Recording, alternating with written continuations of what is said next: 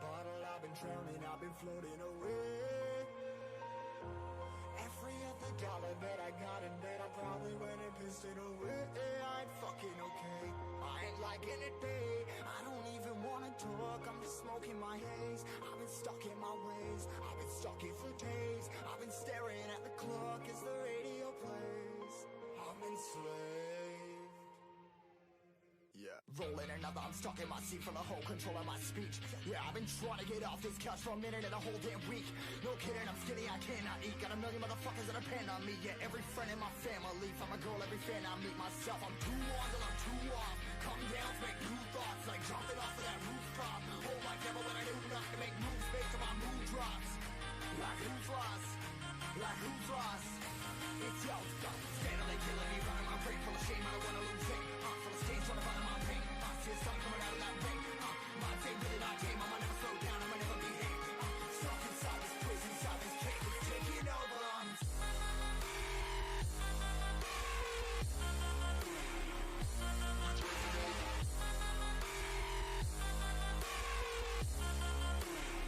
Yeah, I'm a slave for you.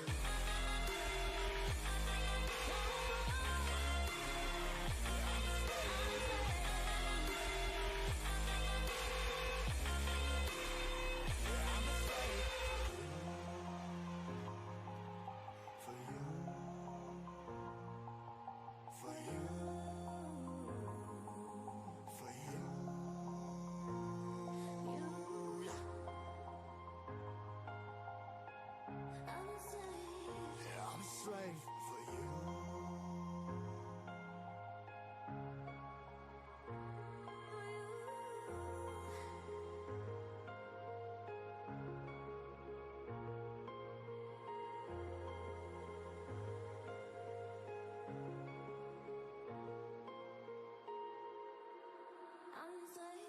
Ripping 100 more less, never stop, no rest. Till the stress is breath in my chest, till it's diamonds wrapping my neck. Progress to a god from a goddamn mess. Hopeless, more tests, more blessed. Dug deep down trying to find my best.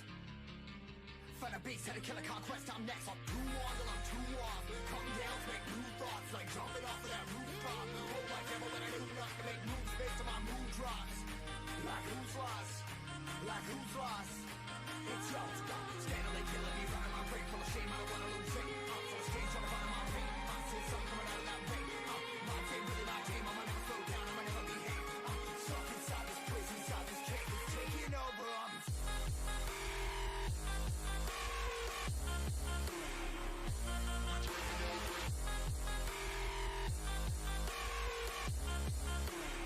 Yeah, I'm a slave for you.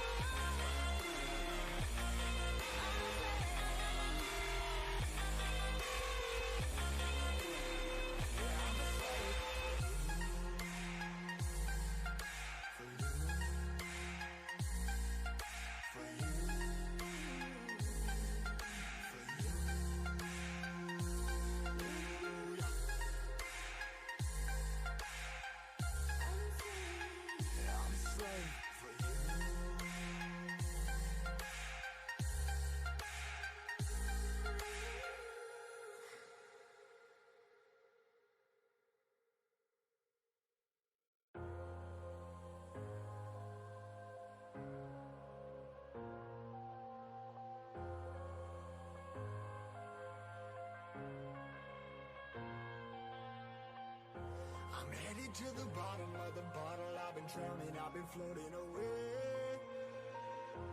Every other dollar that I got in bed, I probably went and pissed it away. I ain't fucking okay, I ain't liking it, babe. I don't even wanna talk, I'm just smoking my haze. I've been stuck in my ways, I've been stuck here for days. I've been staring at the clock as the radio plays. I'm enslaved. Yeah, rolling another, I'm stuck in my seat from the whole control of my speech. Yeah, I've been trying to get off this couch for a minute and a whole damn week. No kidding, I'm skinny, I cannot eat. Got a million motherfuckers that depend on me. Yeah, every friend in my family, from a girl, every fan I meet myself. I'm too on till I'm too off. Come down to make new thoughts, like jumping off of that rooftop. Oh my devil, when I do nothing to make moves based on my mood drops. Like who's lost? Like who's lost? It's yo, steadily killing me, running my brain full of shame, I don't wanna lose it. Full of stage, trying to find my pain. See the sun coming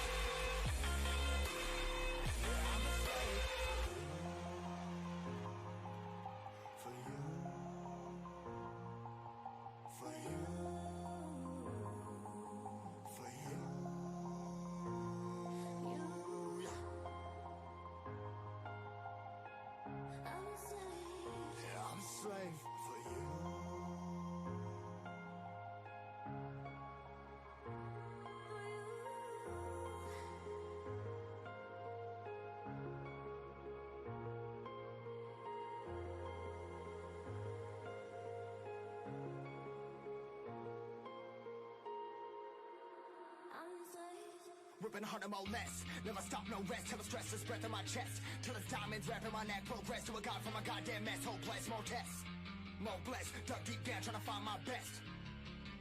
Find a beast, had to kill a conquest, I'm next. I'm too on till I'm too off. Come down, make new thoughts, like jumping off of that rooftop. Hold my devil, but I do not to make moves based on my mood drops. Like who's lost? Like who's lost? It's yours, steadily killing me, running my brain full of shame. I don't wanna lose it. I'm full of shame, trying to find my pain. I'm seeing something coming out of that rain. My game, really my game. I'ma never slow down, I'ma never behave. I'm stuck inside this place, inside this cave. It's taking over,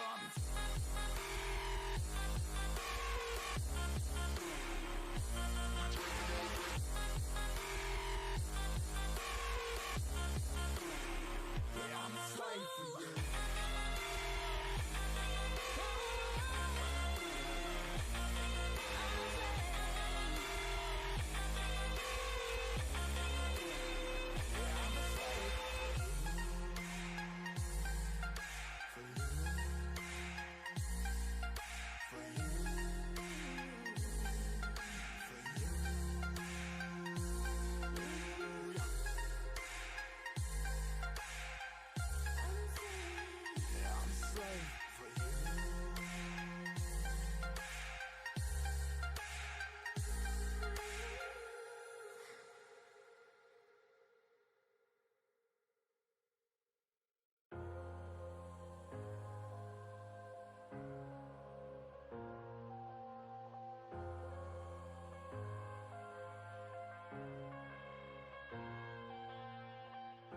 I'm headed to the bottom of the bottle. I've been drowning, I've been floating away.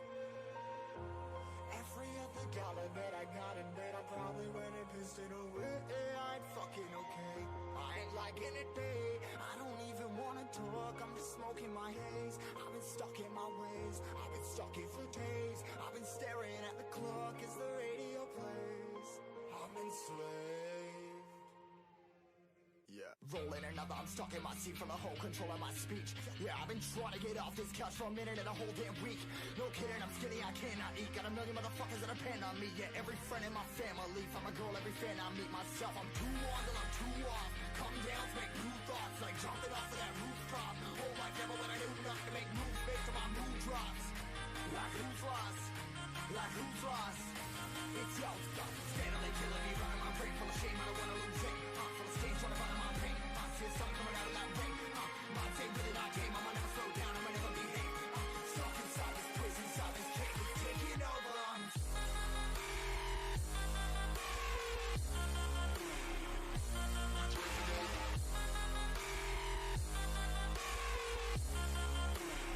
Yeah, I'm a slave for you.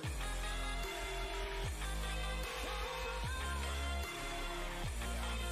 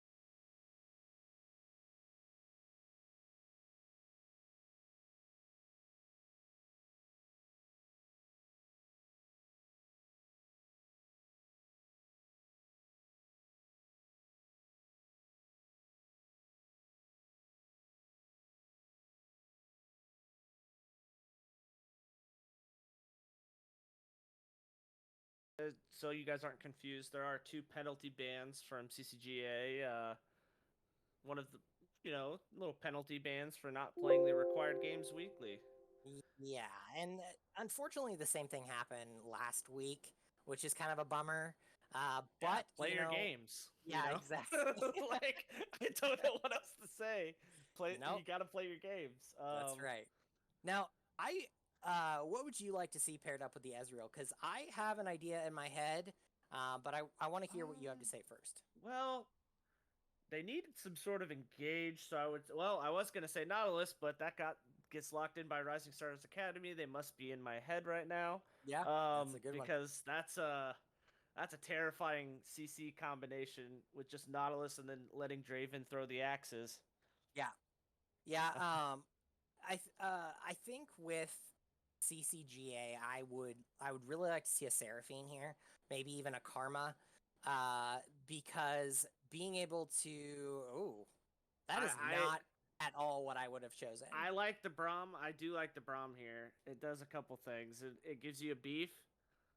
It gives you a beef boy that doesn't die instantly to Draven, and it also his shield can block and destroy the axes. Yeah, for sure. The thing about that is that Ezreal Ezreal and Braum have kind of two separate win conditions in the bot lane. Ezreal kind of wants to chill back and farm. Braum kind of he does want to beef a little bit. So if they do end up taking a 2v2 skirmish in the bot lane, the Draven and the Nautilus have a natural point. Uh, they have natural priority over that fight. So you're right to say that Braum is definitely beefier. He does have that front line that CCGA needs, um, but I think in the laning phase they're gonna struggle a little bit. Yeah, it's definitely going to be. I think this game, the way it's set up, is you've kind of got. They're going to let Set play into Gwen. Hey, buddy, you're on an island. Uh, Yeah, pretty much. as long as you don't turbo feed the Gwen, we're just gonna say, hey, we're just gonna play through bot lane. Draven's gonna carry this game. You just be set. Yeah, yeah, for sure. Here's the thing though about Gwen is that matchup is going to be pretty volatile. Uh, and even if Gwen goes like 0 and 2 in lane, once she hits her one item power spike, she's she does a lot of damage. So even if set it manages to snowball that top lane, you still have to be pretty scared of that Gwen no matter what. Yeah, Gwen. The only problem I see, the only thing that concerns me about CCG's team is they don't really have great engage. No, no, not really. Like Braum can go in and WQ or W ulti, but they're really hoping that that RSA just runs into them in a non-smart way, because that's the only way Yeah, I see him. And then we didn't really talk about these picks in the mid lane. You have Akali versus LeBlanc. I'm Not fairly certain that matchup is LeBlanc favored. The Akali, yes, if she can all in a low health LeBlanc, but even once LeBlanc uh, gets to that certain threshold that blows her passive, like Akali has to make a choice at that point. And if she's already blown all of her cooldowns and all of her energy on getting the LeBlanc down to pop her passive, there's not a whole lot left for Akali to do. So, and LeBlanc, we all know we've all played a LeBlanc in the uh we've all played against a LeBlanc in the mid lane. They will burst you down completely in one spell rotation. So Yep. I'm excited to see the mid lane matchup for sure. Yeah, mid lane. I think it's gonna be a kind of a battle of two islands, and then everyone else in the bot lane. Yeah. Looks like mid lane, it's gonna be, hey, LeBlanc's gonna try to pressure this Akali to make sure she can't roam, and then possibly set up roams for herself. Gwen. is hoping that she could just start rolling this set and get to the point where it doesn't matter that they don't have great engage because she's just gonna run at you and kill you. Yeah. The Rek'Sai pick is interesting to me because the benefit I do see is that Rek'Sai can definitely track um Like can track the through enemy fog of war. jungler. Well, yeah, Yeah. through fog, so it will possibly allow Rek'Sai to track where this Diana's gonna be, but not having seen a Rek'Sai recently, it's gonna be tough to see how she can actually do in these fights. I have seen a Prowler's Claw build on her, so it'll be interesting to see if that's what she goes for, or if she goes for something tanky. Um, Yeah, see, I mean, the big point of engage that I can see really for the side of CCGA is if Rek'Sai manages to ult in and get a priority target like the Draven, and Braum is able to add those resistances to Rek'Sai while also peeling for the Rek'Sai, that's the real big form of engage. But really, uh, CCGA has drafted themselves a real disengage comp. They really do want this set and the Nautilus and Diana to jump in, blow other cooldowns while CCGA has an opportunity to disengage and then re-engage. Because yeah, once Diana has no ult, once Set has no ult, same with Nautilus, like they're just sitting ducks pretty much. yeah, yeah, I would say that, but that where CCG has only like kind of one form of engage, like we talked about, RSA has about 70. Like they can engage in a lot of other ways that and I'll say you say talk about how the Brom can go in. Well, Brom jumps in. If Set's there, he's gonna get yeeted right back onto his team. Yep, So exactly. it'll be interesting to see how this early game plays out because I think whoever wins the early game here is probably gonna take the game. Oh, for sure. I think that if CCGA was to take the early game, which I think is unlikely, they're going to have to really pay a close attention to where the Diana is if the LeBlanc if the LeBlanc decides to start roaming. I mean, if you're playing LeBlanc and you're not roaming, uh, Uber Cheche and I talked about this last week. Like, if you're playing LeBlanc and you're not roaming, you're not doing something correctly. Uh, Oh she yeah. she has so much roam potential, and so I think if CCGA is able to stall out the early game and effectively get to the mid game without losing too much, I think they could actually take the game. But the simple fact of the matter is that RSA has a very, very strong early to mid game comp. So it's going to be we're going to definitely want to watch the first 15 minutes very, very closely because I think that is going to be where the game is going to be played. Yeah, if after 15 minutes if this LeBlanc's down 20 CS and has 3 kills, I'm going to say the game's probably RSA favored, but if it's Yeah. actually even CS and there's not as many kills on the LeBlanc, maybe that's the avenue. CCG just needs to hope that they can keep this LeBlanc in lane, whether Yeah. that's through Rek'Sai doing the kind of creative ganking where she can go over the walls and she can come through. It's similar to like a Zac, but less so where you come through these angles that you're not normally seeing. If this LeBlanc's playing up, she's gonna get ganked from angles from the weird angles to where keep her in lane, keep her down. That way that the Ezreal and Braum are not getting pressured constantly. Because if Yeah. if if Slipstream on this Draven can just get rolling, it's gonna be a scary, scary day for Gleason. It's just not. He's not gonna have fun. No, no, not at all.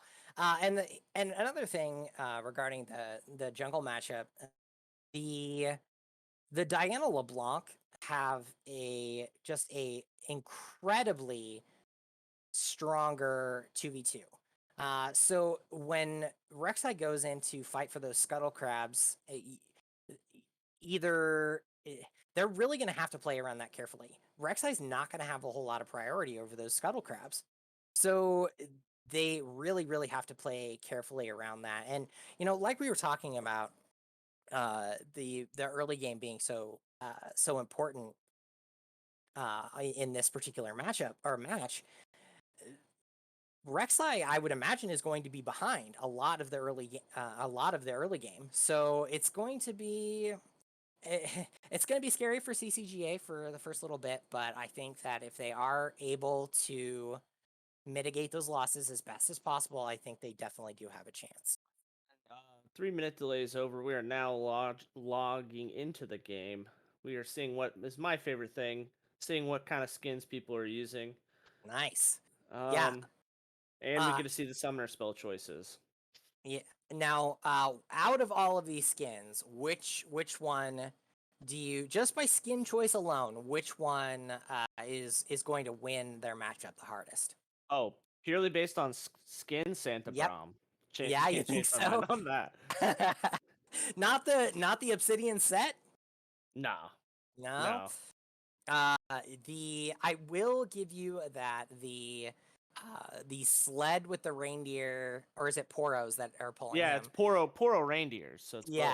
Yeah, exactly. Pulling Braum down the lane is a lot of fun to watch. Now, that's not to disrespect the other support skin.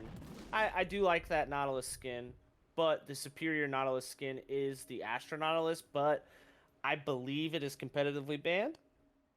That I'm not for sure. I know in a lot of leagues it is because of the appearance issues on the hook. It's smaller in appearance than the actual hitbox. Fun fact for those of you that didn't know. We are joining in. I do see an interesting Gwen summoner spell choice. We've got Ghost TP. Interesting. It kind of makes sense. It allows her to be able to run in and chase people down. And then in the bot lane you have Exhaust Ignite on RSA's side, and then you have Heal Exhaust. So it really kind of shows us where this game's going to be played. Yeah, exactly. Now, the thing about the top lane is if you're running Teleport Ghost, I really, really don't like that. I think that if Eddie Boy had run Ignite instead of Ghost, he would have had a 100% easier time killing this set.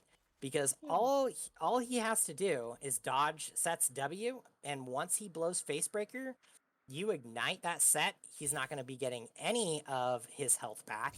And that's basically either a free trade or a free kill for Eddie Boy. Yeah, that's true, but I know we talked about Jungle Monster pathing towards bot lane, but on the off chance he does path up, having the Ghost is going to allow this Gwen, if she's pushed up and overextended and out, to be able to get out if she needs to. But it does appear that we are going to have a topside start for this Diana, and the junglers will be pathing opposite sides of the map. Yeah, I do like or is she gonna start? I'm assuming she's not gonna start chickens. That would be kind of interesting. But looks like she is starting. I do like the red side start from Jungle Monster. I think that red buff on Diana allows her to clear through her jungle a lot faster. You'll see in those champions with a lot of AoE abilities, running the red buff first allows you to get a lot more of that burn down and clear through those waves clear through those camps a lot faster. Yeah, I agree with you 100%. I do think it's a little interesting with how this draft is like panned out. Why are we having Rek'Sai start bot side to top? But I think they look at what's going on here. If Eddie Boy has Ignite right there, you are able to fully kill that set without a doubt. Yeah. He's level 2. He took Facebreaker. He probably took Q secondary, so he doesn't have his Haymaker. He's just dead there, and that's kind of what I was getting at. But anyways, I'm sorry, I didn't mean to cut off your point.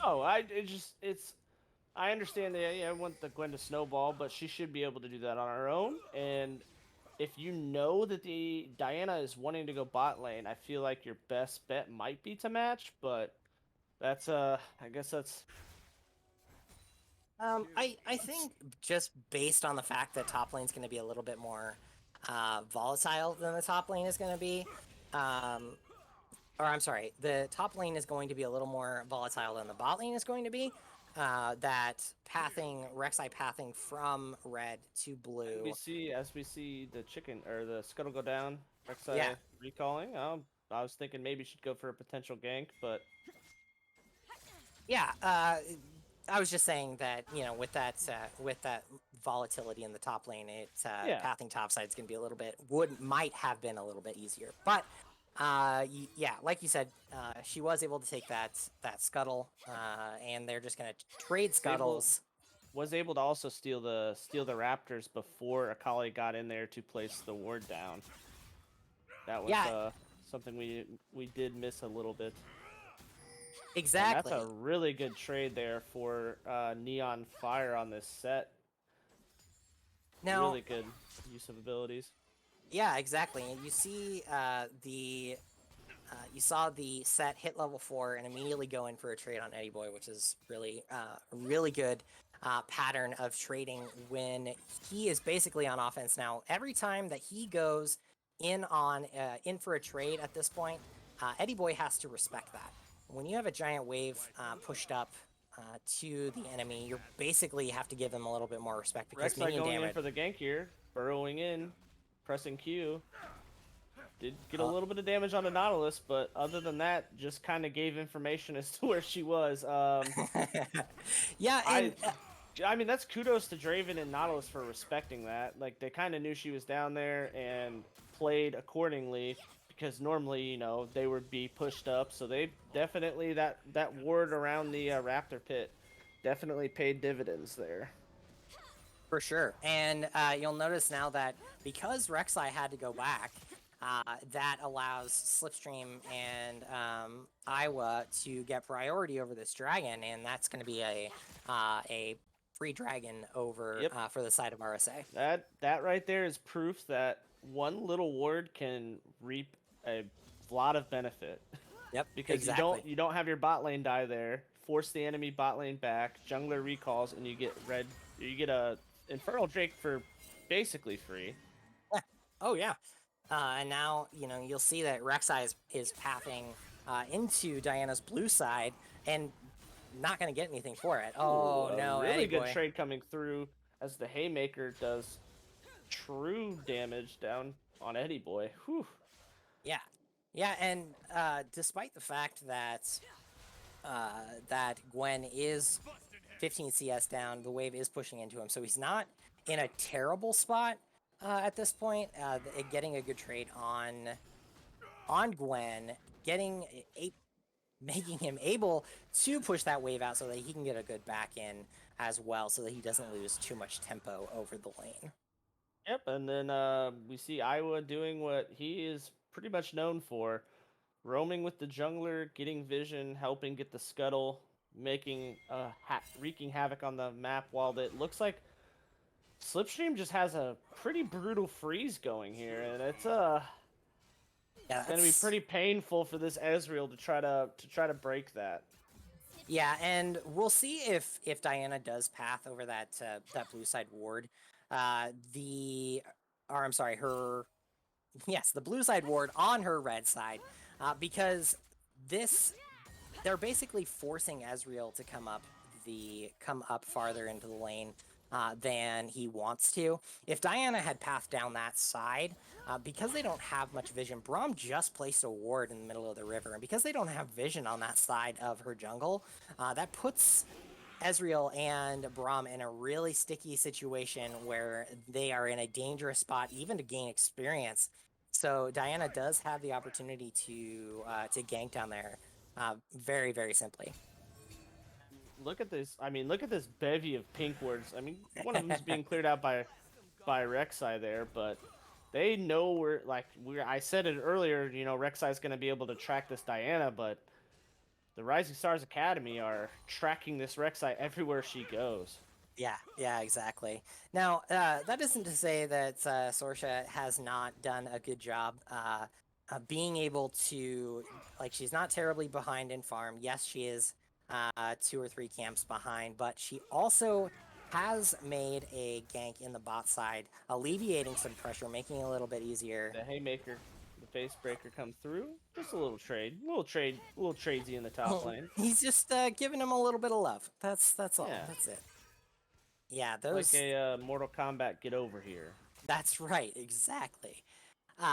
The Rek'Sai is topside, and Diana knows it. Diana sees the Ooh, the sweeper sees comes through. both the Gwen damage and just come out. Oh, come on, LeBlanc. There you go, LeBlanc Loz. is roaming up. The ulti comes through from Diana. The distortion comes through, and first blood Nice. goes over to Laws, getting the double buffs. Actually, pretty huge. Yeah, I think that was a huge misplay on the side of CCG. You both Rek'Sai and Sorsha and Eddie Boy saw that LeBlanc was missing, and they just walked up to try and get secure vision. LeBlanc being slippery, being a little greedy here, trying to trade back. Akali did have to burn her both charges of her ultimate and did not manage to get the kills. We see the hook come through onto, the kid from Nautilus. Draven just throwing his axes everywhere, doing damage, but nothing more than a trade will be the result. As we see Eddie Boy setting up yet another freeze. And this is a battle of the side lane freezes, it looks like. Yeah, exactly. Comes in, Rek'Sai. Oh, you see the flash force from Akali. We pan up to the top lane for some reason. It looks like a Blade or Laws gets out. Since auto camera decided to pan top lane for some reason. I didn't want to see didn't want to see how LeBlanc got out. No worries. Yeah, exactly. And like I was talking about earlier, like this matchup in the mid lane is definitely LeBlanc favored. The Shuradao is really having a hard time just walking up to the wave at all, and that's kind of the. I'm sorry. Especially right now with having double buffs on that first blood. This Akali desperately wants to back and not have to teleport instantly, and then Loss is just saying, "Yeah, go ahead. You're gonna miss waves. Like if you want to back right now, I'm going to punish you because I won't have to TP and you will. And then guess who's TPing bot? But yep, exactly. What do you do if you're this Akali? Yeah, and Loz is already ahead 20 CS, so it's like. Shuradao really doesn't want to miss anything more, which is actually kind of interesting because that kind of mind game that you're playing with the enemy, that pressure that you're putting on them is more. You think of wave management as like this like super key part of League of Legends, which it is. But even more so than that, getting in your opponent's head and making them feel pressure. The hook comes down onto the Ezreal. Does shift away. The TP Arcane comes shift, through from the Arcane Shift. It's one of the shifts. There's a few of them in the game. As we see the TP from LeBlanc and the Rift Herald dropped. Rift Herald must have been taken, and we both missed it. Shows my map awareness, right? Yeah, that's right. That come through? That's just getting more gold onto this Draven, who's already has a 40 CS lead. Yep, exactly. Yeah, the side for the side of RSA, they're really playing well around their bot side, and that was kind of what I was talking about during draft. Is like if you are playing, both of us were talking about playing around the bot side, and so taking that continuing to apply that pressure is going to be really important, allowing you to get these early drakes and create that a really good ward.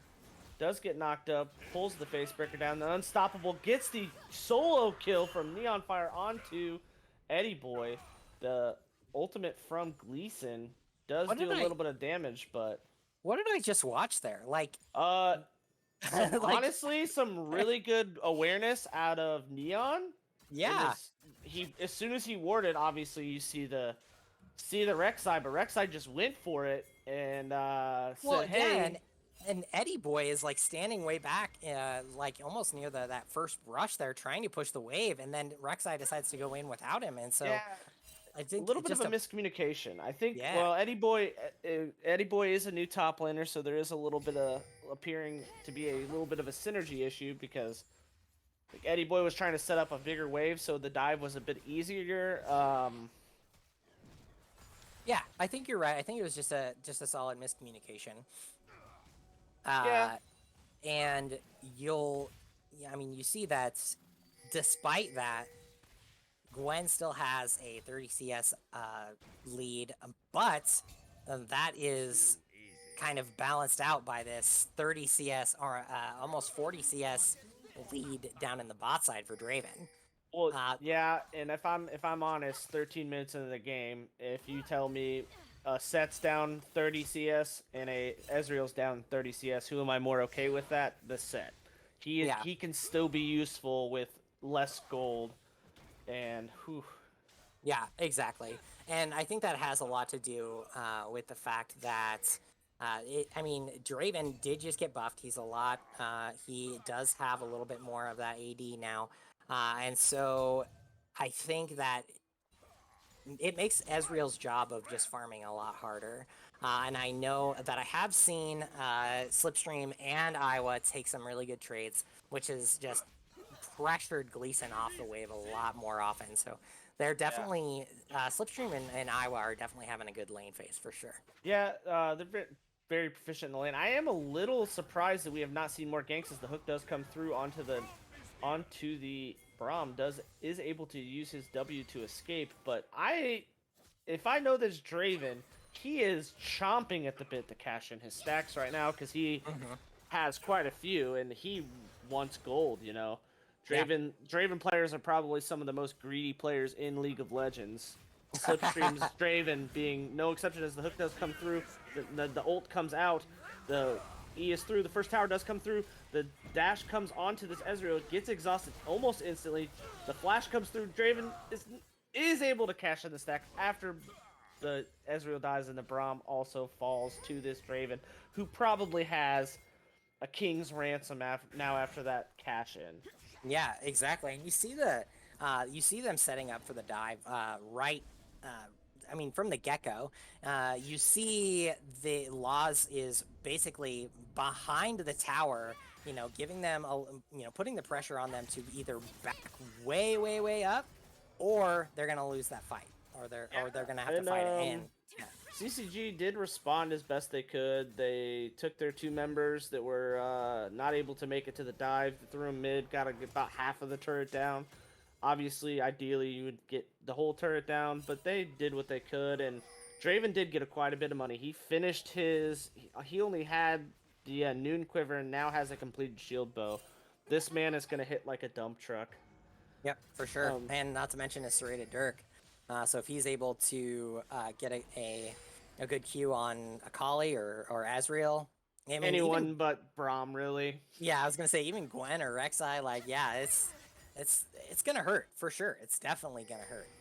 I really like seeing Neon Fire and Iowa up we here. see the double distortion come through on the Gleason. Sorry to cut you off there, but that LeBlanc was hunting for another kill. Yeah, exactly. Like I was saying, oh my gosh, the flash engage. The Shuriken does come through, the ult coming out, the shield bow saving his life. Nautilus KSing the kill onto Akali, but really just saving the life as we see the fight continue. Braum having to flash away. The flash hook coming in from Iowa Gakure, a double kill coming through for the Nautilus. Whew. Yeah. I don't know why Akali followed that Shuriken back in. Maybe they didn't see that both Draven and Diana were right there behind him. But that's a bold risk to take, especially when you have no vision on where Slipstream or Iowa are. While Neon is trying to solo this. Does hit the ult away. The smite does come through onto this Rift Herald. Eddie Boy is able to trade one back. No, Laws gets a double kill. That was a beautiful TP. Beautiful TP coming in from LeBlanc. And is able to, they got the Rift Herald guys, but at this point, it's kind of a consolation. Neon was being a little aggressive, trying to do that alone, and got punished for it.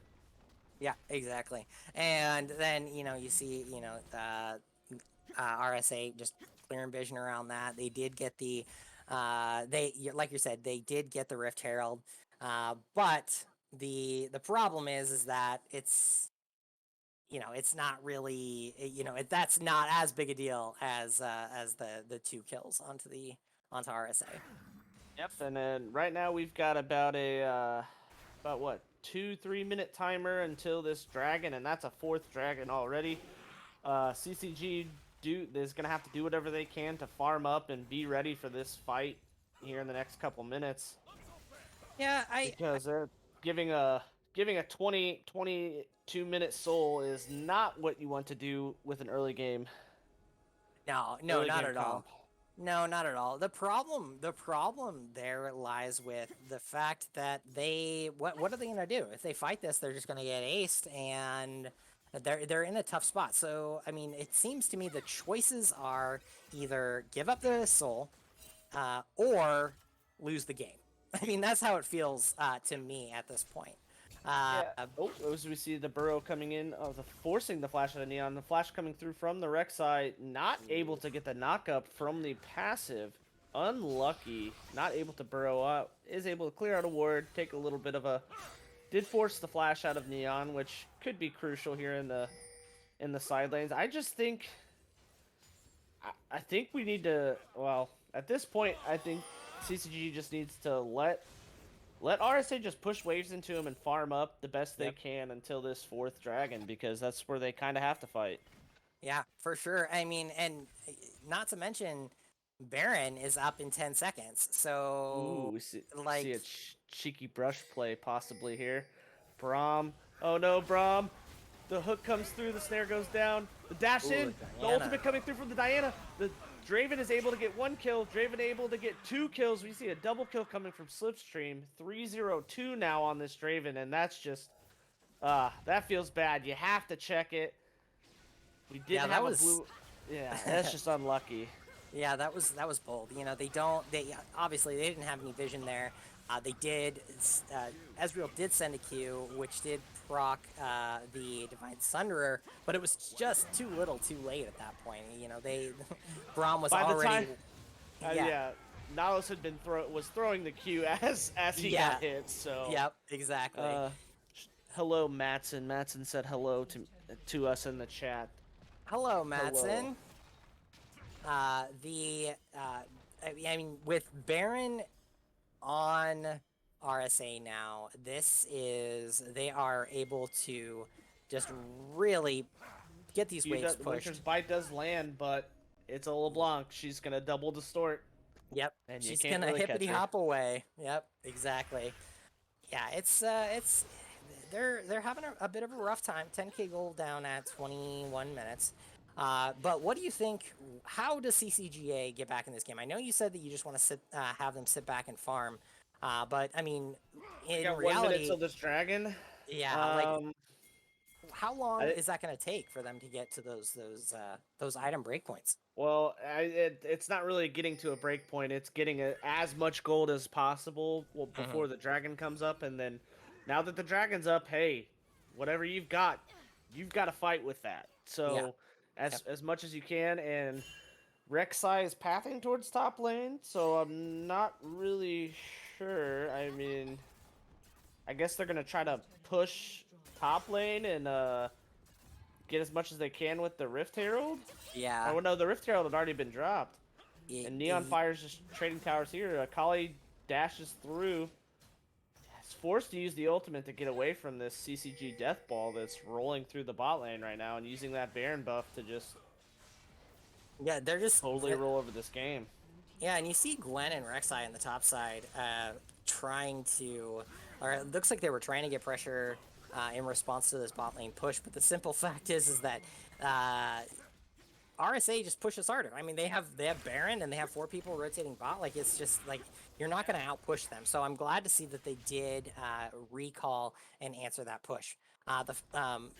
With the bot lane wave and mid lane pushed up, that's just an easy soul for RSA. Oh yeah, that's pretty much the reason they were doing it. They were saying, hey, either Gwen and Rek'Sai, either you recall right now and we go fall back and get a soul as our consolation, or you keep pushing top and we just end the game. Yeah. And so right now, CCG is just on the train tracks waiting for RSA to decide when they're gonna get run over at this point, because I just don't see, with the lack of engage, and it's just gonna be very hard for them to be able to find a pick. Their best pick tool right now is to land a Winter's Bite from Braum into an ultimate and then hope that they can burst someone down I think in time. I think if Rek'Sai can make a good play. Oh, here's Eddie Boy. Oh, but Eddie there are Boy. 4 people there. Laws is just running time. Oh, look, Distortion's back. The exhaust does come through to slow her down, but she just kind of walks away. Like, this is they're choking CCG out right now. Yeah, exactly. And both Ultimate comes through, does knock up the Draven. Draven's forced to flash away. Ezreal ult does come through. Look at Set. Look at Set right behind him. Set, the Chad energy ulting down. Face breaker into Haymaker. Double kill coming through onto this Diana. Oh, no. Eddie Boy falls to Neon Fire. The beautiful hook coming through from Iwagakure, and the most broken item in the game, the stopwatch, prevents him from falling to the tower, and that's just going to be game. We've got a wave in the bot lane tower, and that's, yep. Yeah, exactly.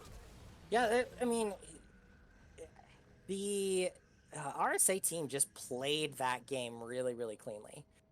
They knew exactly what their win condition was. Their vision game was absolutely immaculate. So it really felt at a certain point like CCGA was just kind of trying to play catch up the whole time, which we knew was kind of going to happen. They were going to try and not lose as much as possible, but the fact was that they just lost too much. They weren't even able to hit those points where they could start taking fights, and that's what you want to see from an early game comp. You want to end the game as fast as possible because you do not want your enemy team to outscale you, and that's just what RSA was able to do, which was a lot of fun to watch, but unfortunate for CCG. Yeah, unfortunate for CCG. Very clean. The only thing I would say that RSA could have done is put a little, like, they put pressure in the bot lane, but they weren't like doing that dive they did about 9-10 minutes in the game. If they could have done it a little bit earlier, maybe it would have helped them snowball. And for the side of CCG, I wish they kind of would have maybe the jungle path top to bot, knowing if they knew that Diana was going top to bot to sort of match it, because they weren't able to get the pressure that they wanted out of the Gwen into the Set. Set was just able to kind of say, hey, Gwen, you can just take this CS. I'm just going to stand here and catch XP for a little bit. Eventually, I'll be able to fight you, but not right now. Yeah, for sure. All right. With that, we are going to go ahead and take a short break. We will be back in just a moment with the draft of game number 2.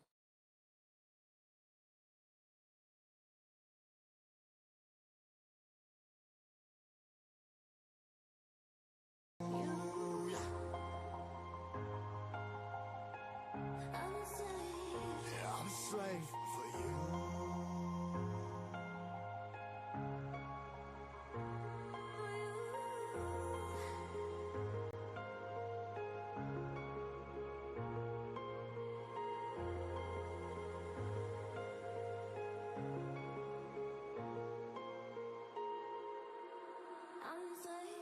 Ripping harder, more less. Never stop, no rest. Till the stress is breath in my chest. Till it's diamonds wrapping my neck. Progress to a god from a goddamn mess. Hopeless, more tests.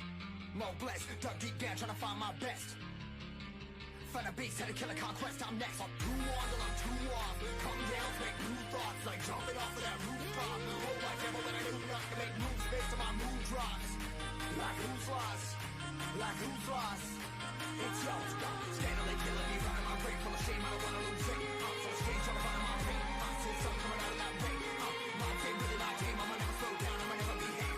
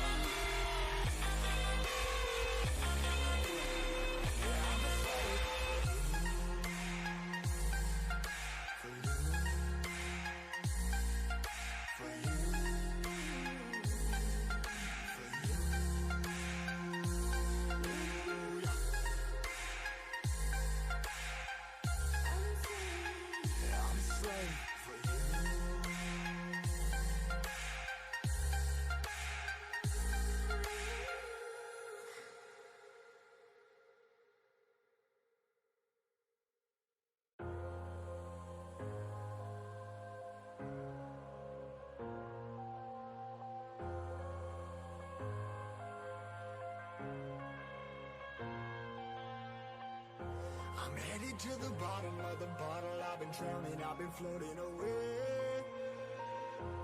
Every other dollar that I got in bed, I probably went and pissed it away. I ain't fucking okay.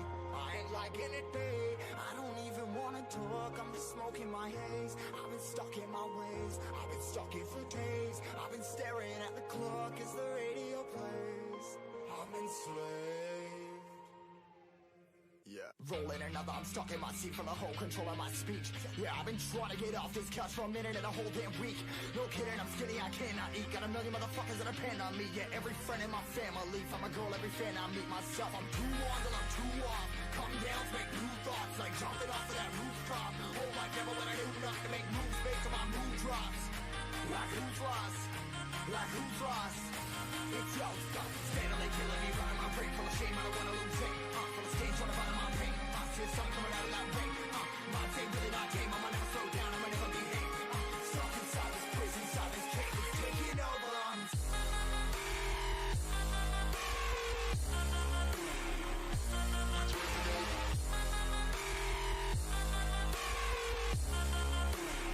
Yeah, I'm a slave for you.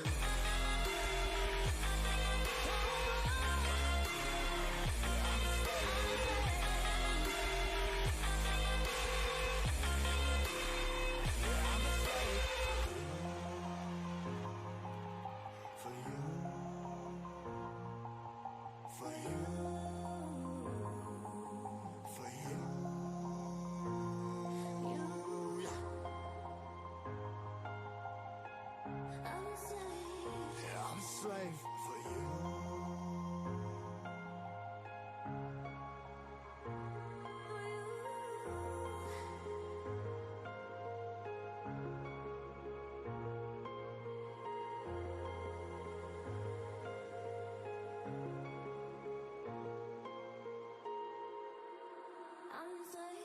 Ripping harder, more less. Never stop, no rest. Till the stress is breath in my chest. Till it's diamonds wrapping my neck. Progress to a god from a goddamn mess. Hopeless, more tests.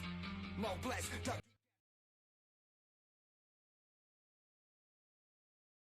And welcome back to game 2 of CCGA versus RSA. We are hopping right into draft, and we've got the Silas band for CCGA, as well as the Tristana and the Hecarim, which we are not at all surprised to see, as well as the Aurelia. Nothing changed so far until the Nautilus ban coming through from RSA. I Yeah. guess they want to nerf their own players by not allowing Iowa to play Nautilus. Yeah, I think that if they had, they probably would have. I mean, I really doubt that Iowa, or I'm sorry, that they would have first picked the Nautilus. But just making sure that they don't have to give that up to CCGA is good. And you know, I see exactly what they did. It's kind of what I thought. They threw up the Nautilus ban saying, hey, you're either going to ban Graves and we first pick Thresh, or you ban Thresh, we first pick Graves. Ball's in your court.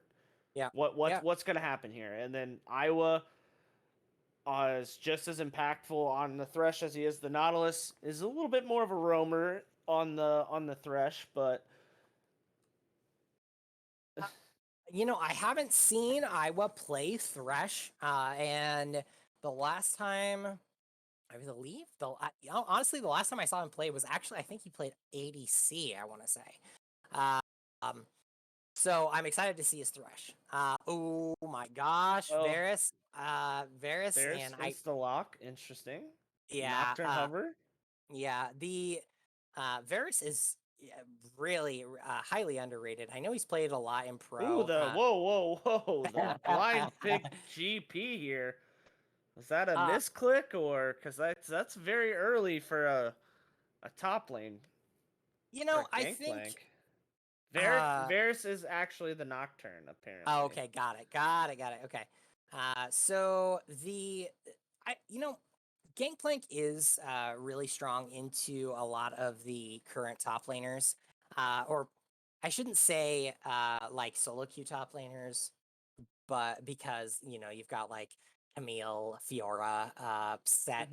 Now he is strong into Set, but the thing is that into things like Ornn or Mundo, even like Tom Kench, Malphite.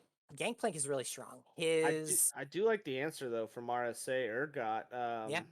Now that Pretty strong early, and his W once it is max level can auto kill the barrels.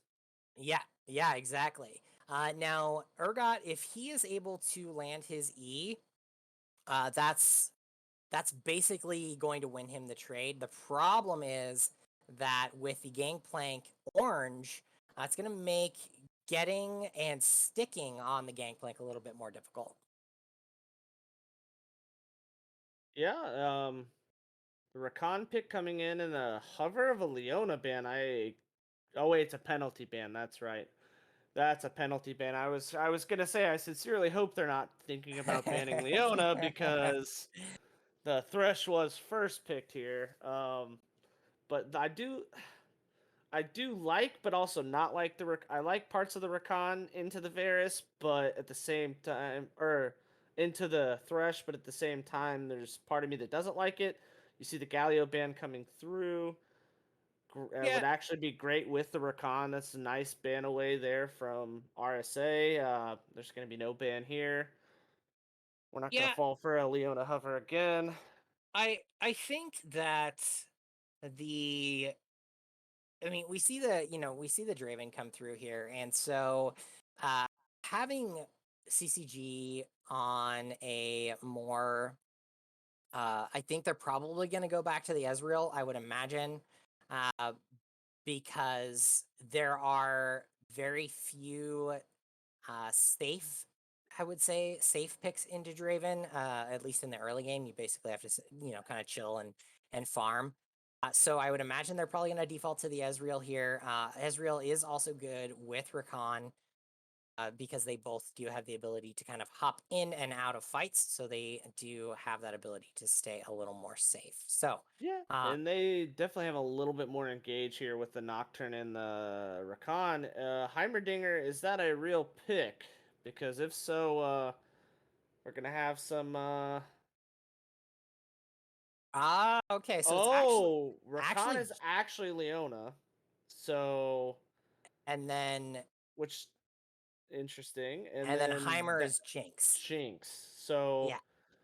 we are. What is happening with this draft? That's okay. I think we're just a little rattled after that loss. We just can't control pro draft. So Yeah, it's interesting for sure. But the Ziggs. Please let that actually be a Ziggs. Ziggs, they were just talking about it in LAC this morning. They were talking about how Ziggs just has the ability to do everything. He's super safe in lane. He has the ability to do a lot of consistent AP damage because his Q is on such a short cooldown. So drafting the Ziggs is a very, very good pick. As well as the Jinx, I really, really do enjoy the Jinx pickup with the Rakan because the Rakan can really dive in. Jinx throws her Chompers down on the ground, right behind where Rakan jumps in, and that makes it a lot easier for Jinx to secure the kill. CC does indeed mean GG. The problem with the Rakan pick is that it's not Rakan, it's Leona. oh my gosh, I am so sorry. It's not my fault. Not you. Yeah. It's So not that my is the fault. problem. The draft. Yeah, it is. That is the problem with the Rakan pick. That is not Rakan. But it is. I think where you were going with it is that Thresh is good into the Rakan, also good into the Leona. Can stop both of their engages with a well timed flay. Now I don't believe the flay stops the Zenith Blade. It sure does. Does it really? Wow. Sure does. Wow. Just like just similar to like it. People underestimate how good a Thresh flay is. It stops just about any dash. So it That stops your Jarvan EQs, your Leona E, your Rakan W. wow, that Yeah, blows my mind. I did not know that until right now. That is wow, very very yep. uh Which is why I was oof. interesting that they picked the Leona into Thresh. um But it's yeah. not a hard counter, it's a soft counter, one of those, Yeah, I just like think that picking if a rel into Thresh is kind of a soft counter because it's hard to get your crash down into it, but yeah, I think that if Leona is able to land a good Zenith blade onto the Draven, I think Jinx will be able to burst down the Draven. But that being said, that is a mighty big if. That while the Zenith blade isn't terribly hard to land, the Thresh Flay with those, if Iowa has those quick fingers, able to stop that Zenith blade, then it's going to be a bad time for both Leona and Jinx. I will say that RSA has a very similar comp to last game, and if it does start off similarly, the Ziggs and Gangplank will allow them to stall out the game longer until they can possibly scale, because Ziggs wave clear is ridiculous. Gangplank is good at controlling AoE choke points with his barrels, but I'm kind of the Nocturne is the one pick that kind of doesn't fit for me because he wants to go in and everyone else. Well, I guess him and Leona can go in together, but the Yeah, Gangplank you kind of want to kite them back into the U, and the Jinx. I guess the Jinx it fits. It fits sort of. Yeah. yeah, I would have. I think the Nocturne. Uh, the CCGA jungler had a bit of a struggle last game, and so putting him on something that uh, allows him to have a little bit easier time uh, making plays, because once you hit 6 on Nocturne, you can really, really easily burst down the Draven. Now, Hear me out. I've got a pick that I like better. Maybe the guy maybe he's not great on it, but Fiddlesticks. You throw Fiddlesticks in there. oh, You throw yeah, Fiddlesticks coming from those wacky angles, able to just, caw onto the enemy team. yeah, and that would even allow Ziggs to land a really nice mega explosive bomb onto the team. But, Uh, that's not where we're not that's why we're casters and not coaches, right? But yes, that's true. Now, uh the I Xin Zhao is still really strong into the Nocturne. However, if the Nocturne does have quick fingers on his spell shield, he does actually win that matchup. yeah, So, I think this is going to be another case of where uh Jungle Monster is going to try to path around him because, like you said, Nocturne can win those early fights, and he's all about trying to farm up and gank bottoms. How yeah, he played last game. It's yeah, probably what he's looking to do this game. Because you've got pretty good priority early Syndra. I mean, into Ziggs, I don't. They kind of just push off into each other. yeah. Mid lane is going to be a bit of a farm fest. Syndra, both Syndra and Ziggs want to kind of just chill and farm until they hit 6, and then they want to start looking to make plays. The thing is that Syndra doesn't have a whole lot of roam potential. Ziggs does have the ability to kind of walk halfway down the lane, or I'm sorry, halfway down or up the river, and throw his ultimate, being a little more helpful in making those plays. Syndra basically has to take the long way to go down there and be able to get off a good Shatter the Weak. Yeah, I was gonna say like yeah, inherently as a champion, like in a vacuum, Syndra doesn't roam as well as Ziggs, but if she can get that lane pressure and roam first, she can For sure. definitely hit a scatter of the week from the fog of war, catching out Gleason possibly, and then Jinx being a less than mobile ADC without her passive, and Yeah, it's just going to be hard time for her to yeah, play. I think I think Leona is going to have a much easier time into this matchup than Braum did last time, because the thing about Leona is that her W gives her so much resistance. It is one of the most broken abilities in the game, in my opinion. The fact that she presses W and then just does, hey, I'm not gonna die forever. yeah, Deal with exactly. it. But Yeah, exactly. So I mean, it really is going to, like, this bot lane again is going to be the bot lane to watch. Like, yeah, we should see some 2v2 skirmishes over Scuttle Crab. Uh, but I really think that we're going to want to keep our eyes down on the bot side. Leona is inherently aggressive, but Thresh also has the ability to make some really strong plays. So the I think the bot lane is going to be full of fire for sure. yeah, I mean, it's unfortunately for Eddie Boy and Neon Fire, this is probably going to be another snooze fest in the top lane because Oh, 90% without of a our doubt. action is going to be in the bot lane. Now, Leona is probably the better engager of the two, but I do think Thresh has a little bit more playmaking potential with the Lantern, that dark passage, able to drag Xin Zhao halfway across the map, and then he lands his lightning into fire, or wind into lightning, or whatever the heck is that W ability is called, that allows him to engage from another half a screen away, and then Jinx is like, oh, what happened? Oh my gosh. I don't know if you Cannot guys stand that Xin Zhao change, honestly. I don't know if you guys just saw in chat, but if I can lose to a gold 4 Ziggs, anyone can lose to a gold 4 Ziggs. Yeah. That's pretty hilarious. Yeah, I mean, the Ziggs is a pretty strong champion. I Yeah, foresee some nerfs coming his way here soon. oh, for sure.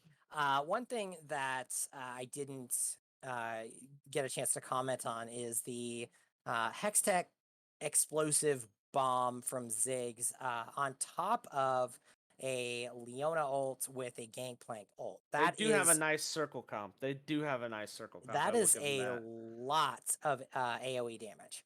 All That right, is a lot. we're loading in. I'm gonna ask you the question you asked me. Which skin wins the matchup purely based on the skin? Oh, this is a tough one. I There's only really one correct answer. I'm just gonna go ahead and tell you that right now.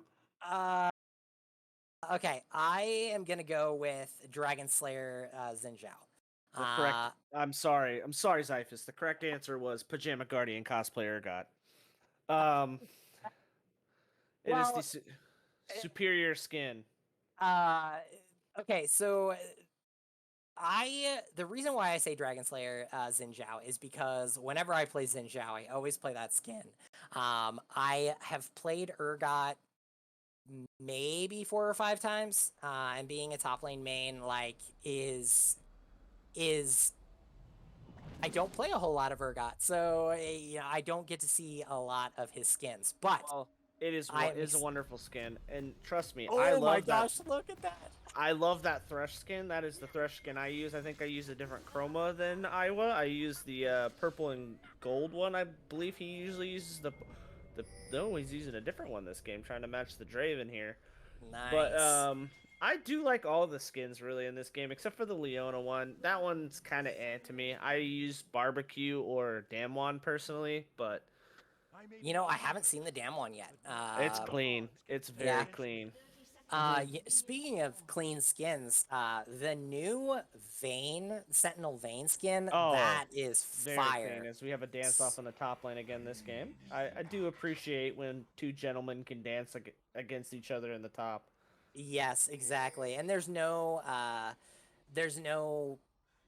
fight, like nobody tries to get off some sort of Yeah, that's what cheeky. I'm saying. Yeah, Yeah. we're we may be fighting each other on the rift, but we're gentlemen, okay? That's right, exactly. Now, I would say that this top lane pick would be contested if Gangplank was using the pool party skin with the pineapple barrels, but he's not Yeah. using that. because that skin is superior to the special ops in my opinion. But the early ward kill coming through from the deep ward Iowa was trying to place onto the blue buff, giving a little bit of golden XP over to the bot lane, and it looks like we're actually seeing a pathing change from Nocturne is soloing this red buff, and Jinx is fake leashing. Kind of actually pretty smart here, using her rockets to show that she used mana. That Fake wow, that yeah, leash. That's actually pretty that was intelligent. Very, very smart play. The as you know, as we were talking about in draft, the mid lane's kind of a snooze fest. The top lane is also kind of a snooze fest. So, but naturally directed camera is going to take us there. yeah, one thing I was going to mention was that ward kill from the side of, or I'm sorry, on the side of Gleason and the kid actually is going to allow them to hit level 2 first, which is a huge deal in the bot lane. Oh, but Normally it would, but Draven just a little bit. but Draven said, "Hey, here's an axe. Back up, right. please." Yep, exactly. That you'll see exactly what I was talking about with the Gangplank and his Q allowing to just chunk out those bruisers in the top lane. I actually have had this happen to me, I don't know, maybe 5 times over the last 2 days. Look how much damage he does when he procs his... He's definitely using all of his mana for it, but he is definitely chunking out Neon early here. Yeah, exactly. And it allows him to not only push Neon Fire off the wave, but also allow him to proc his grasp, which is another huge thing. Proccing that and getting those bonuses as fast as possible is really important. Oh my gosh! A little bit of a hook come through, forcing the flash from Shuriadu. This is what I was talking about. Nautilus is great and everything, but I was using Draven's back timer as the perfect time to come through. But they're going to have to concede this bot lane crab because the CCG bot lane is there first, and Nocturne is up a level because he went for the full clear into Scuttle as opposed to Jungle Monster, who decided to do the 5 camp into crab. Yeah, I think good pathing out of CCG this game. Yeah, exactly. That Nocturne really comes online once he hits 6. So making sure that he was able to do that full clear it allows him to be at a stronger point or get to that strong point a lot faster. Now, Xin Zhao does have that early gank access, so making sure that that Eddie Boy and Gleason, as well as the kid, making sure that they stay safe from those early ganks is going to be really important. Iowa doing a little bit of cheekiness, using his body to take the zap from the Jinx, denying that little bit of CS.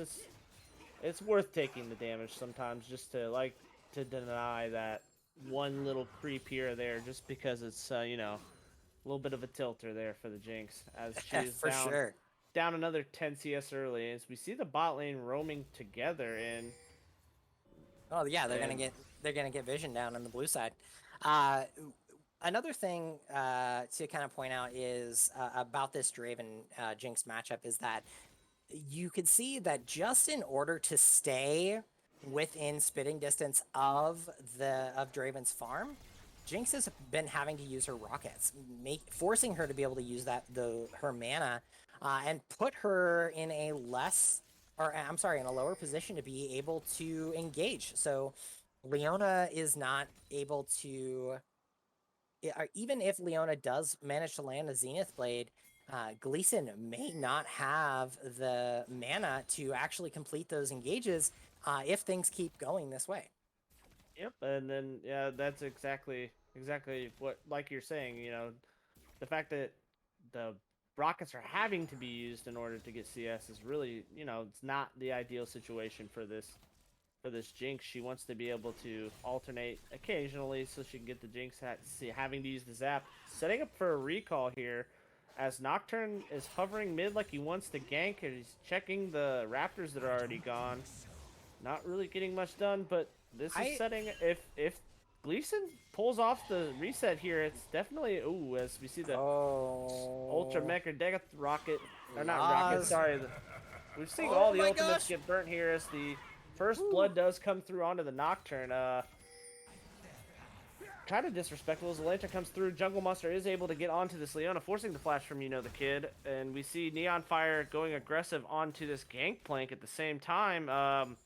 Well played from the Nocturne and the Circle comp, using all their Circle ults onto this Syndra. Yeah, whose and roaming was an issue last game, and definitely getting punished for it now. yeah, and that was actually a really good play from the side of CCG.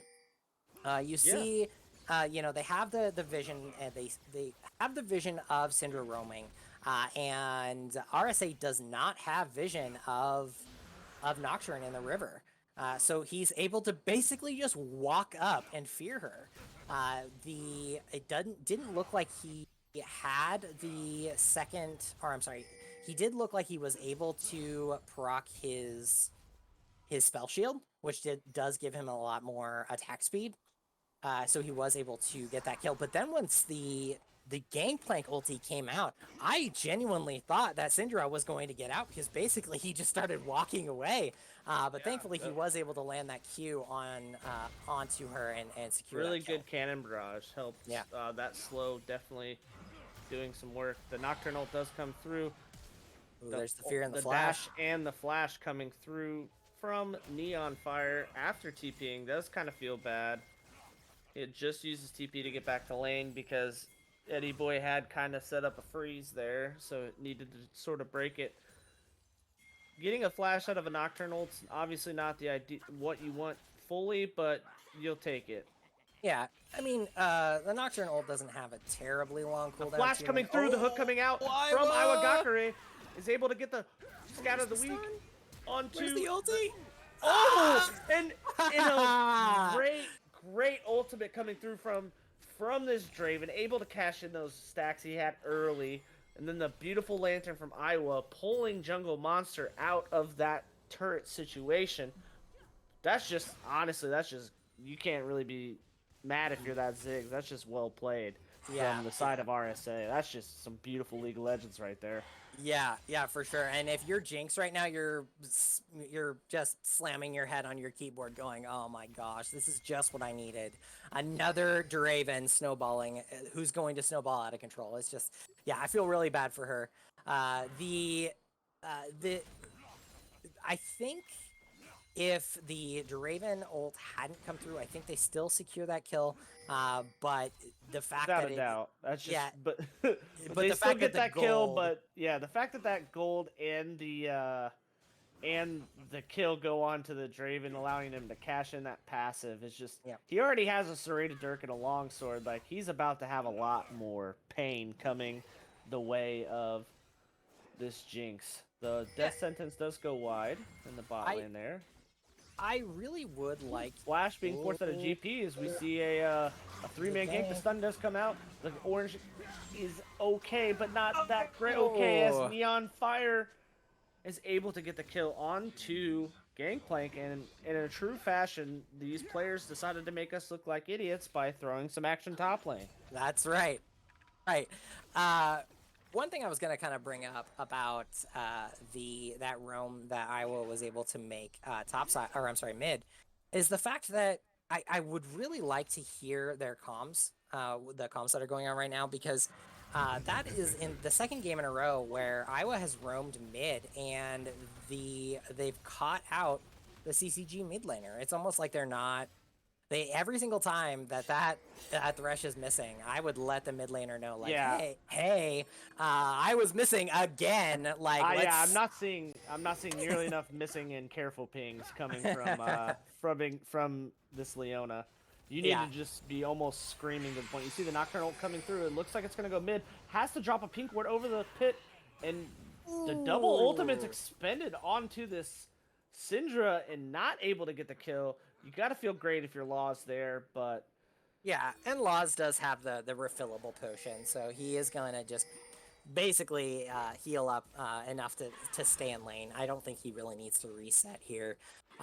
And, you know, blowing that, I mean, I know it doesn't seem like a lot, but 75 gold can be the difference between, you know, a completed item and pieces of an item. So being able to drop that or having that control ward dropped is you know, it's just another thing, you know. Yeah, almost had a great thresh hook coming through onto the recalling Jinx. Luckily for Gleason, the recall did come through in time, but yeah, that's a net positive there for that play mid was a net positive for this Syndra. She gains the 30 gold from killing the pink ward, didn't have to expend the flash, and live to tell the tale. That's not usually how Nocturne ganks happen. No, not at all. You can, and right now you can see that that RSA is trying to get priority mid and bot. They did back a little bit earlier, or a little bit early, so that does mean that that CCG is going to have that prio first.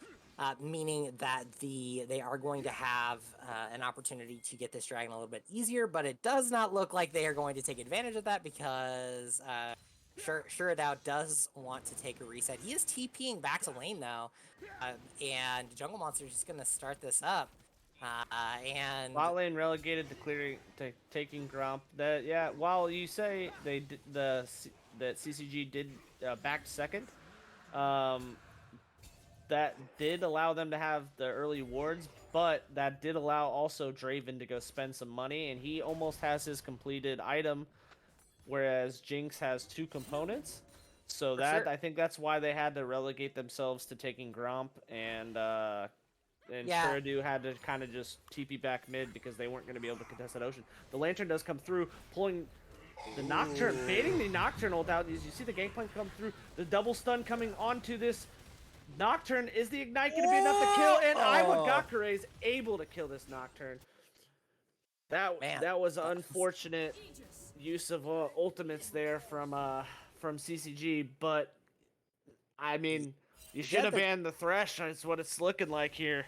Yeah, and Ziggs is just not doing enough damage at this point. He's not. He is able to get some burst down, but ultimately, until he is able to complete, what is it? His Luden's Echo. Luden's yeah, Echo is more than likely where he's going. Yeah, until he's able to complete his Ludens, he's really gonna have a hard time bursting down Xin Zhao, and so basically he's just gonna have to wait, and he has got no mana anymore, so they're basically just gonna have to chill. Xin Zhao doing a nice thing, spotting him out, baiting out the spell shield here to get the knockup. The ultimate comes through from the Fear Beyond Death. Getting Fear Beyond Death sucked into the cosplaying arms of Urgot. Wait, is that sneaky over there? I'm pretty sure that's sneaky, right? No, not nearly sexy enough to be sneaky, if we're being honest. That's awesome. Chest size about the same, though. Yeah, yes, exactly. Oh, man. We do have Rift Herald coming up here in about 5 seconds. You can see that that RSA is starting to get vision around that red side of CCG, and I would imagine they're probably going to reset and then head straight for that objective. And again, these players like to make a liar out of me. It appears Ziggs has gone for the Leandries, which I have seen as a typical build on him. So he just built that blasting wand earlier to just get a little bit more AP out. But yeah, right now, if he's not using his ultimate and he's not able to just consistently hit you with bombs, he's not going to be able to do enough damage. Yeah, I don't think I've. Oh, the ultimate coming through, the flash coming from Zenith Blade. Zenith Blade is flayed away, but it does not matter because the ult from Ziggs and 4v1 essentially with that Ziggs bomb. Iowa got a little greedy for that ward. Yeah, and I think Gleason really needed that. Oh my gosh! As we see Nocturne getting his having to smite this red buff to not he got die, the red, and he gets thrown right into the waiting arms as we see Xin Zhao continuously going in and being able to fight, does land another wind into lightning here, but not able to get anything from it. You do see the Gangplank global ultimate coming through, but Urgot's kind of just pushing in this lane, used the Rift Herald, which they took while all that action was happening bot lane. He's just kind of just... He's doing his own thing. Yeah. Split pushing. I mean, Yeah. if he was gonna do this, why wouldn't he just build Hullbreaker? Yeah, I was gonna say, who needs a Hullbreaker when you have a Titanic Hydra? Yeah, I guess so. Ooh, Gangplank is able to queue away the medium-sized Krug. Going back to that previous fight where we were talking about Gleason needing that golden fusion, once Jinx hits 2 items, she's going to do more damage than Draven. As long as she can continuously farm, stay in a position where she is not sharing too much XP with the rest of her team, she is going to be in a position to carry this game. Yeah. I would have liked Ziggs to have gone Ludens this game. Because yes, the Liandry's is going to do a lot of damage to the Urgot and the Xin Zhao. I think being able to burst down this Draven and this Syndra would have behooved Shuradao a lot more than the Liandry's. CCG might be getting the free dragon here as Jungle Monster. The back was stopped there, but Jungle Monster is a little bit behind on the play as he was clearing blue and Gromp when Dragon spawned, and you have the attack. Wait, why is Ziggs backing? I know. Yeah, exactly. I was like, why is Shuradao backing? He's TPing back in, but at the same time, he should have just already been there, man. Yeah, exactly. We see a little bit of ping-ponging going back and forth. Oh, the ultimate. Oh, the Xin Zhao. Oh, the Xin Zhao was able to fight through. The Fear Beyond Death eats the Leona alive. Gleason is the next one to die. Shuradu is surely going to follow as Laws also gets the kill onto Nocturne. And we have an ace 1 for 5 coming through for the side of the RSA. Oh that my is gosh. That kind of fight came out of nowhere, honestly. That fight, if I am CCGA's coach right now, I am looking at them going, what in the heck are you guys doing? Like, you've got half the time Ziggs is focusing the backline, right? Xin Zhao just jumps into your backline, ults, and basically knocks both Ziggs and Nocturne into the loving and waiting arms of Laws and Neon Fire. And Ziggs blew his ult way too early. He was able to land it on 2 people, and the fact that he does almost no damage at this point in the game, it just completely blows my mind. I'm absolutely shocked. And you've got to support Xin Zhao with perfect kill participation, but all assists. So it's pretty nice if you're that's some pretty good KP if you're a Jungle Monster here. But yeah, without a doubt. Whew. Yeah, I think, that this game is still in a winnable spot for CCGA. I would really like to see them slow the tempo down a little bit. They don't have to worry too much about them stacking many more dragons. I say wait the next 5 minutes. The next 10 minutes. Let them take this next dragon. Let them wait again another 5 minutes for the final soul dragon to come through, and then fight for that. But there is Baron as you coming say that, up, so... Baron is just getting taken on the rip. Iowa landing the hook onto the Leona, flaying in, lanterning in. Dan is able to get onto Leona, and Draven is able to cash in yet another kill. 3-0-3 on the game. Has not died this whole series so far, and that was something that I was just gonna mention. Before the fight broke out, was like, I would just say let him have the Baron. Like, yeah, you're gonna lose a couple of turrets, but if you are able to clear waves fast enough, which you can do with the GP, who now has Divine well, Sunderer. GP and, I mean, yeah, he doesn't have a Luden's Echo, but Ziggs can still press E and Q on the wave. Is Yeah. able to throw out the ultimate. The flash in from the Nocturne is able to get the kill. Syndra does secure the dragon, but the Fear Beyond Death is scooping him up. They do manage to kill Jungle Monster. The flash, the flash Lancer to extend the range of it. The hook does come through onto the Gangplank. There's no one there to help him. Shurdao is able to get the kill on Iwagakure. A little too thirsty. They were feeling themselves a little bit too much after they got the dragon. The flash is played coming through onto Laws. Laws is a little too far overstepped. Does have the flash, is able to get out, but pretty good defense, all things considered, from CCG. Yeah, but here's the thing. Here's kind of what I was talking about. Like, think about if they had just let them have the Baron, right?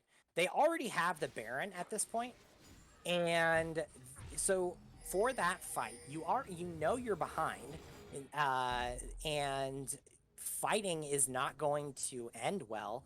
Let them have the Baron, let them push, let them bring more gold to you, and farm it up until I wholeheartedly agree. You try to steal it with Jinx and Ziggs ult. You press R on them, maybe even the Gangplank ult. You burn them. Who cares? They're low enough cooldown. You let them have the Baron. They're gonna push waves into you. Guess what? You can farm those waves. Yep, exactly. And then this dragon in 38 seconds. Guess what? You don't need to contest it. Nope, not at all. It's a third dragon. Does make them a little bit tankier, but you don't lose the game on them getting this dragon. But if you fight this dragon, you will lose the game. I agree with you. I think you farm up for the next, well, at the time it was 8 minutes for 3 minutes and 5 minutes, but I think you farm up for the next 5 minutes, let GP hit his power spike, let Jinx hit her power spike even more, and let the Nocturne and Ziggs get some more items, and then you fight at Soul Point, and then definitely try there. But you see Neon Fire playing this, playing Eddie Boy like a fiddle, is able to just get the kill. And the Fear Beyond Death is gonna come through. He misses the ult. Blue team gets Soul Point, but Force it, get out of there. Double kill coming through from Neon Fire. You'll take that all day if you're the guy. Unfortunately, it does go over to, or I guess thankfully for the Jinx, it does go over to her. She does have 3 kills on the game. Feeling pretty strong about herself, but that is that's the dream as a top laner. Your team's doing Dragon, you soak 4 people up and you get 2. That's...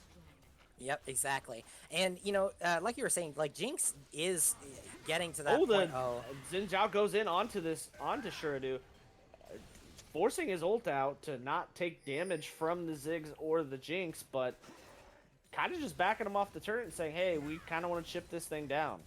Yeah, and that's a good play. Yes, they are... RSA is able to push and get a little bit more gold into this game, but Jinx has her Kraken Slayer. She has her Runins.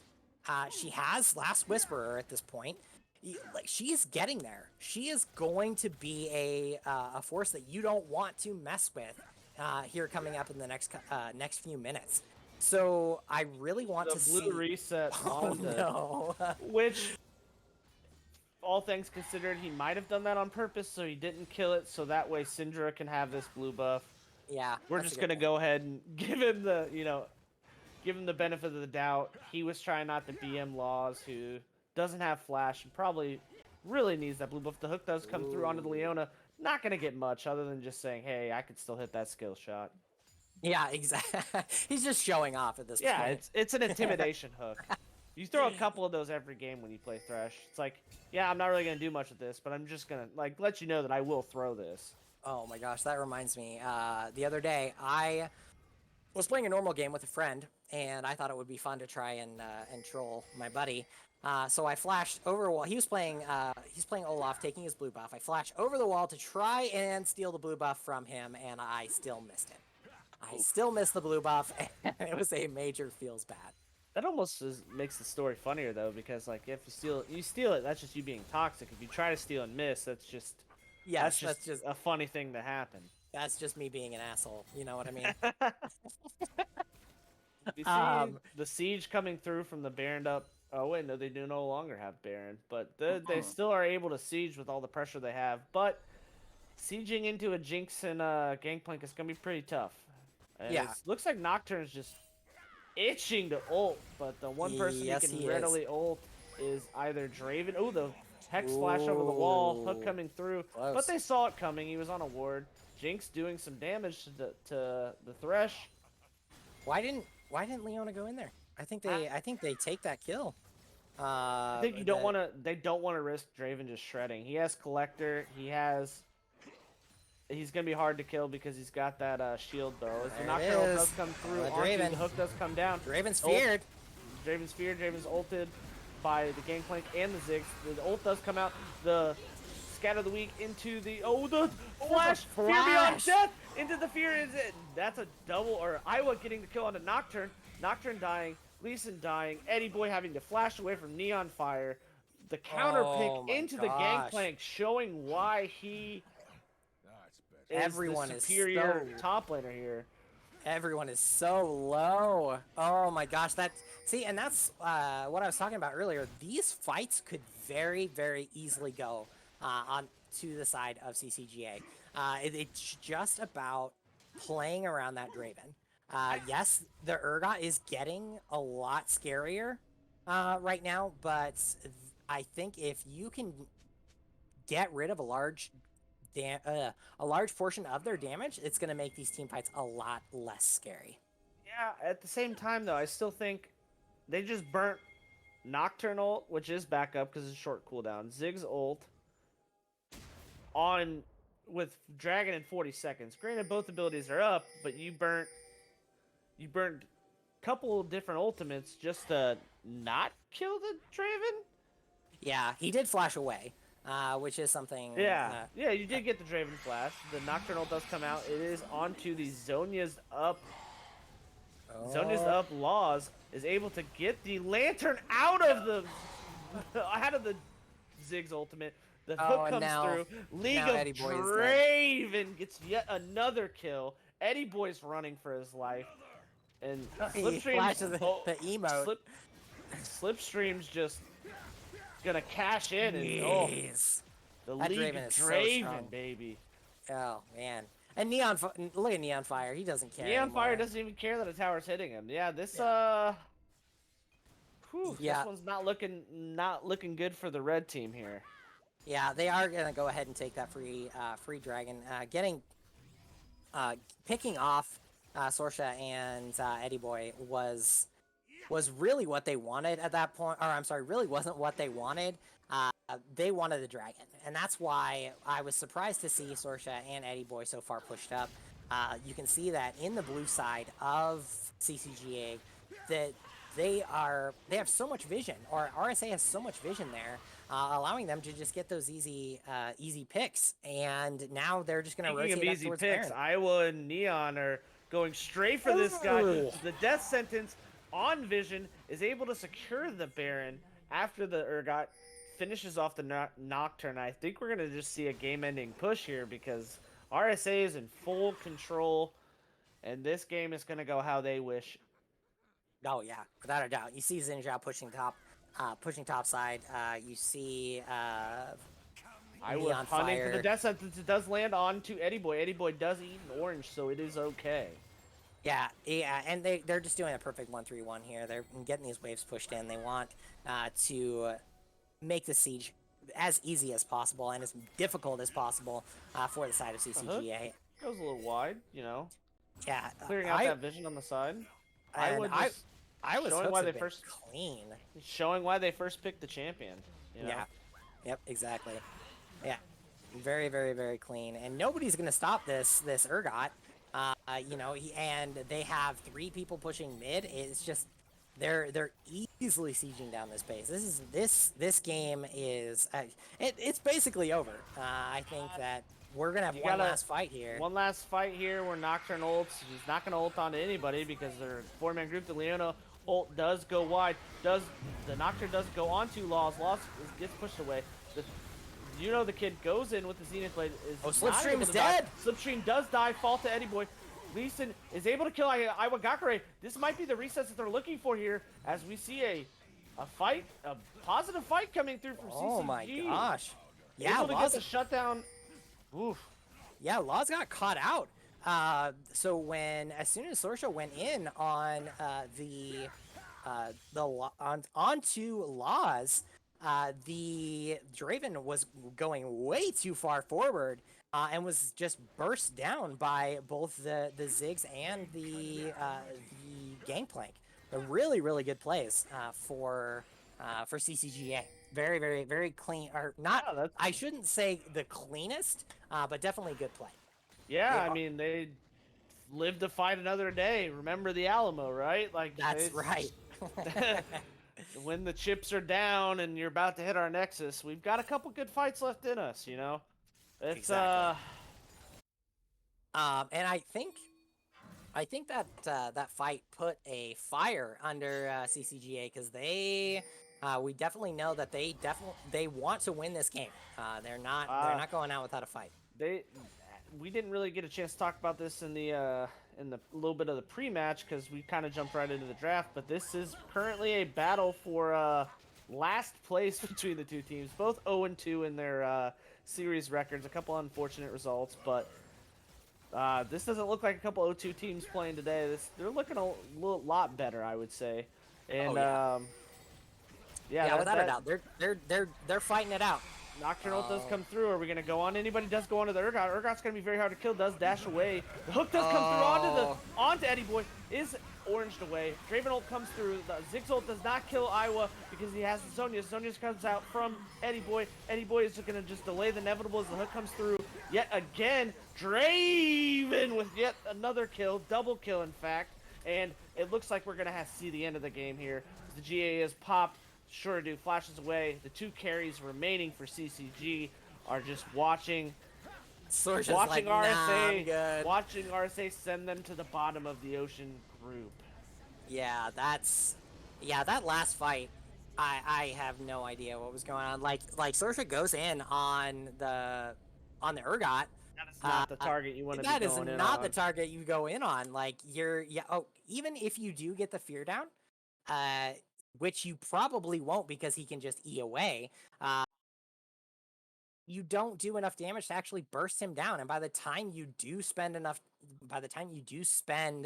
time trying to kill Urgot, you've got Draven and Syndra in the back they're just gonna blow you up. So yeah, if very interesting play. If you take the amount of time it's gonna take to kill that Urgot, Draven and Syndra have probably already killed you, which we saw right there. Very clean except for a couple things, you know. For RSA, the first game was very clean. Second game they got a little too full of themselves, you know, a little hyphy there at the end. Yeah, I think they very well could have taken that game. I think that there were a few really key mistakes, which I'm sure the coach of CCGA will go over with them. But it was a lot of fun to watch. Really great series. Really good series. Some good fighting there at the end from CCG. The game probably should have ended 2 minutes prior. But that last fight, that's kind of what you want. You want them to come into you. You want to throw down all your AoE zone control abilities, and then let the Jinx free hit. And they did do that, and they were able to win that fight and start to claw back. It was just a little too late. Yep, exactly. Well, that is going to be it for us tonight. And catch us next week. We will be casting again. My name is Zyphus. With me is Gav, Dougie, Fresh, and we appreciate you guys sticking with us tonight. Yeah, it was a good couple games, fun games, and hope to catch you guys next week. And good luck to both CCG and RSA the rest of the season for this UJL season. Hopefully both teams can make playoffs.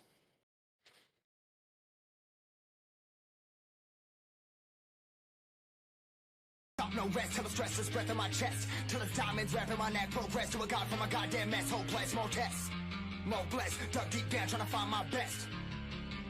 Find a beast, had to kill a conquest, I'm next. I'm too on till I'm too off. Come down, make new thoughts, like jumping off of that rooftop. Oh my devil that I do not